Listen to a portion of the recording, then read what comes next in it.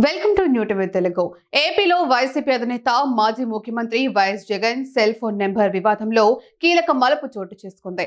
అక్రమాస్తుల కేసులో నిందితుడిగా ఉన్న జగన్ తనకు గతంలో విధించిన బెయిల్ షరతుల్లో భాగంగా విదేశీ పర్యటనకు వెళ్లేటప్పుడు తన మొబైల్ ఫోన్ నెంబర్ను సిబిఐకి ఇచ్చి వెళ్లాల్సి ఉంటుంది. అయితే ఈసారి ఇచ్చిన నెంబర్ విషయంలో ట్విస్ట్ చోటు చేసుకుంది. దీనిపై సిబిఐ దాఖలు చేసిన పిటిషన్ పై చిక్కెదురైంది. ఈ పిటిషన్ పై విచారణ జరిపిన హైదరాబాద్ సిబిఐ కోర్టు కీలక తీర్పు వెలువడించింది. ఈ నెలలో జగన్ తన కుమార్తెను కలిసేందుకు లండన్ వెళ్లారు. 10 రోజుల పాటు లండన్ టూర్ వెళ్లేందుకు సిబిఐ కోర్టు నుంచి అనుమతి కూడా తీసుకున్నారు.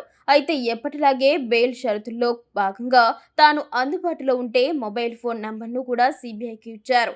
కానీ గతంలో ఇచ్చిన మొబైల్ నెంబర్ ఈసారి ఇచ్చిన నెంబర్కు మధ్య వ్యత్యాసం ఉండడంతో సిబిఐ దీనిపై అభ్యంతరాలు వ్యక్తం చేసింది. అంతటితో ఆగకుండా బెయిల్ షరతులు ఉల్లంఘించారంటూ కోర్టులో పిటిషన్ దాఖలు చేసింది. ఈ పిటిషన్పై విచారణ జరిపిన హైదరాబాద్ సిబిఐ కోర్టు కీలక తీర్పు వెల్లడించింది. లండన్ పర్యటనలో ఉన్న సమయంలో 3 సార్లు జగన్కి కాల్ చేసిన నెంబర్ పనిచేయలేదని సిబిఐ ఈ పిటిషన్లో పేర్కొంది.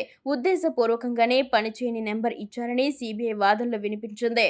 జగన్ లాయర్లు మాత్రం జగన్ టూర్ కూడా పూర్తయిందని, ఆయన తిరిగి వచ్చేశారని కోర్టుకు తెలిపారు. దీంతో వాదనలు పూర్తి చేసిన సిబిఐ కోర్టు సిబిఐ వేసిన పిటిషన్ను కొట్టివేస్తూ నిర్ణయం తీసుకుంది. ఈ నేపథ్యంలో జగన్కు ఊరట లభించినట్లయింది.